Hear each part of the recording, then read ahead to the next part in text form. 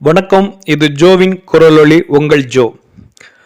வழக்கமாக விஜய் அண்ணா எல்லா மேடைகள்லையும் கலந்துக்கிட்டாரு அப்படின்னா அங்கே ஒரு குட்டி கதை அவர் சொல்லுவார். இது எல்லாத்துக்குமே தெரிஞ்ச விஷயந்தான். அதை ரசிகர்கள் ஆர்வமாக கேட்டு கை தட்டுவாங்க. ஆனால் இன்னைக்கு விஜய் அண்ணாவுக்கு ஒரு குட்டி கதை சொல்லலான் இருக்கேன். அவங்க ரசிகர்கள் எப்படி ஏற்றுக்குவாங்கன்னு தெரியல. அது நம்ம கதையை சொல்லிவிட்டு அதுக்கப்புறம் நம்ம அடுத்த விஷயத்துக்கு போவோம். அதாவது ஒரு ரொம்ப நீளமாலாம் இல்லை, குட்டியாக சொல்லிட்டு போயிடுறேன். ஒரு சின்ன பசங்க எல்லாமே ஒரு தெருவில் சைக்கிள் ஓட்டுறதை நம்ம எல்லோரும் பார்த்துருப்போம். அதில் ரொம்ப அவங்க போகிற ஸ்பீடு தாறுமாறாக போவாங்க. ஒரு வளைவு வருது, ஒரு கல் இருக்குது, ஜனங்க வருவாங்க, அப்படிலாம் பார்க்க மாட்டாங்க. அந்த ஆர்வத்தில் ஓட்டும்போது எங்கேயாவது இடிக்கிற மாதிரியே போவாங்க. அப்போ நம்ம ஒரு கல் முன்னாடி இருக்குது அப்படின்னா அந்த கல் இருக்குடா, நான் கொஞ்சம் பார்த்து மெதுவாக போட தம்பி அப்படின்னு சொன்னோம்னாலும் அவங்க அதை கேட்க மாட்டாங்க. அது கடைசியாக போயிட்டு சில நேரங்களில் அந்த கல்லில் இடிக்காமல் போகிறவங்களும் உண்டு. அந்த கல்லில் இடித்து கீழே விழுந்து அதுக்கப்புறம் நம்ம ஒரு பார்வை பார்க்குறவங்களும் உண்டு. அப்போ யோசிப்பானுங்க, அந்த அன்கில் சொன்ன மாதிரி நம்ம அந்த கல் பார்த்து இடிக்காமல் போயிருக்கலாமே அப்படின்னு யோசிப்பாங்க. இது நான் சொல்ல வர்றது கல்லுன்னு சொல்ல வர்றது தயவுசெய்து கோச்சிக்காதீங்க. அந்த கட்சியில் இருக்கிற ஆனந்த் புஷியை தான் சொல்லிக்கிட்டு இருக்கேன். நான் சைக்கிளில் போகக்கூடிய அந்த பிரயாணி யாருன்னு பார்த்தீங்கன்னா நம்ம விஜயண்ணா தான் சொல்லலான்ட்ருக்கு. எதுக்கு அதுக்கு சம்மந்தமெல்லாம் சொல்லணும்னு பார்க்காதீங்க, அது சம்மந்தம் இருக்குது. அதாவது புதுசாக கட்சி துவங்கியிருக்கிற விஜய் அண்ணா முழுக்க ஆனந்த் அப்படிங்கிற புஷி ஆனந்த் அவங்கள தான் நம்பி அந்த ட்ராவல் பண்ணிக்கிட்டு இருக்காரு. அந்த புஷி ஆனந்த் சார் எப்படி நமக்கு தெரியல. ஆனால் பப்ளிக்கில் அவருடைய அதாவது இப்போ பேச்சுவார்த்தைகள்லாம் எப்படி இருக்குன்னு பார்த்தீங்கன்னா, முதல் பேச்சே இப்போ சமீபத்தில் ஒரு ரசிகர்களுக்கு முன்னாடி அவர் சொன்ன விஷயம் சினிமா மாதிரியே டயலாக்லாம் பேசியிருக்காரு. அதாவது அவர் சொன்ன விஷயம் எல்லாத்தையுமே பரவலாக சோசியல் மீடியாவில் பரவிக்கிட்டு தான் வருது. இந்த வீடியோவை பார்க்குறவங்க அந்த வீடியோவை நீங்கள் பார்த்துருக்கலாம்.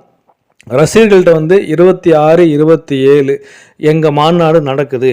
அதில் கம்பெனியில் தீபாவளி போனஸ் கொடுக்குறாங்க, இல்லை போனஸ் கொடுக்கல அப்படின்னாலும் பரவாயில்ல, நான் என்னுடைய தலைவனுடைய மீட்டிங்கில் கண்டிப்பாக கலந்துக்குவேன்.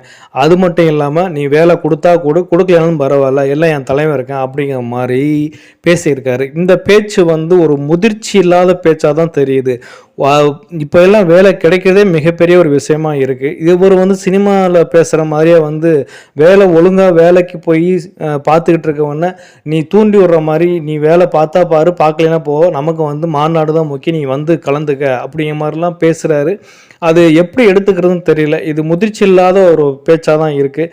இப்படி பேசிக்கிட்டு இருந்தார் அப்படின்னா மாற்றம்னு சொல்லி ஒரு கட்சி துவங்கி பெரிய லெவலில் வரும்னு நினைக்கிற விஜய் அண்ணாவுக்கு இது மிகப்பெரிய ஒரு சறுக்கலாக தான் இருக்கும். காரணம் என்னன்னா, அவங்க ரசிகர்கள் வேணால் கைத்தட்டலாம், ஆனால் பொது பார்வையாளராக இருக்கிறவங்க ஜனங்க மத்தியில் இவருடைய பேச்சு விஜய் அண்ணாவுக்கு மிகப்பெரிய ஒரு என்ன சொல்கிறது, ஒரு தடங்களாக தான் இருக்கும்.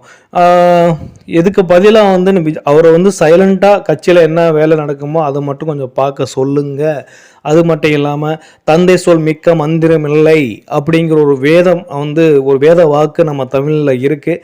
நான் எல்லா அரசியல் முதிர்ச்சியாக இருக்கட்டும், எல்லா விஷயங்களுமே எஸ்ஏ சந்திரசேகர் அவருடைய அப்பா, விஜயண்ணாவுடைய அப்பா, அவருக்கு இப்போ உள்ள அரசியலும் சரி முன்னாடி இருக்க அரசியலும் அவருக்கு மிகப்பெரிய ஒரு அனுபவம் இருக்குது. அவரை முன்ன வச்சு தான் அவர் ஏகப்பட்ட விஷயங்கள் விஜய் அண்ணா வரணும் அப்படிங்கிறதுக்காக முன்னாடியே இருந்தவர். இப்போ என்ன காரணத்தினால பிரிஞ்சிருக்காங்க.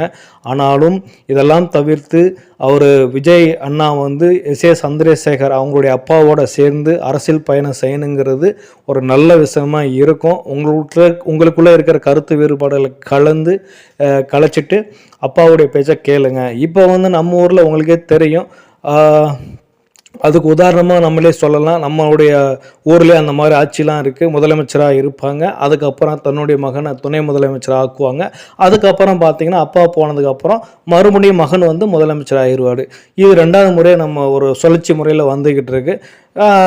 அதனால் நம்ம அப்பாவை அரசியல் ஒரு குருவாக ஏற்றுக்கிறதால ஒன்றும் தவறு இல்லை என்னை பொறுத்தவரை. அதனால் விஜய் அண்ணா மட்டும் இல்லை, விஜய் அண்ணாவுடைய ரசிகர்களும் இது எல்லாத்துக்குமே தெரிஞ்சிருக்கும் நான் நம்புகிறேன். ஸோ உங்களுடைய கருத்துக்கள் ஏதாவது இருந்தாலும் கமெண்ட் பண்ணுங்கள். நன்றி. அடுத்த வீடியோவில் பார்ப்போம்.